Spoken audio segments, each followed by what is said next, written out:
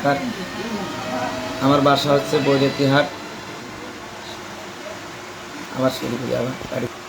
আমি ডাক্তার সাধন কুমার সরকার। আমি কৃষ্ণ ডাক্তারের ছেলে। আমার দাদাও ডাক্তার ছিলেন, হোমিওপ্যাথি ডাক্তার। আমি আদিবাসীর মোড়ে আমার হোমিওপ্যাথি প্র্যাকটিস করতেছি। 1 বছর হচ্ছে এখানে। আর আমার যাই হোক, আমি হোমিওপ্যাথি নিয়ে পড়াশোনা করতেছি রংপুর মেডিকেল কলেজ থেকে, DHMS। আমি একটা কথাই বলতে চাই আপনাদের সকলকে, বন্ধুবান্ধব যারা আছেন, আপনারা হোমিওপ্যাথির চিকিৎসাটা এই কারণেই নেবেন, কারণ হোমিওপ্যাথির চিকিৎসাটা একটা সূক্ষ্ম চিকিৎসা। এই চিকিৎসাটার কারণে আপনার রোগ থেকে একদম মুক্তি হবে এবং আপনার দীর্ঘকাল ভুগতে হবে না।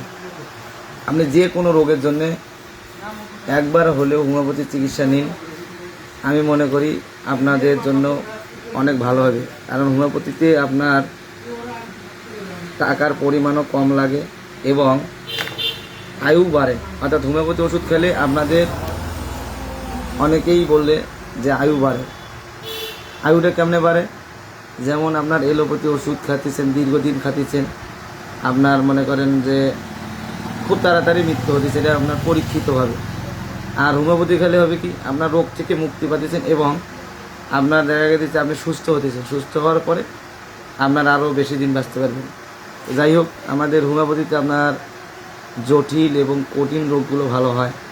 যেমন মহিলা মানুষের অনেক জটিল এবং কঠিন রোগ থাকে, তারপরে অনেক পুরুষ মানুষের জটিল এবং কঠিন রোগ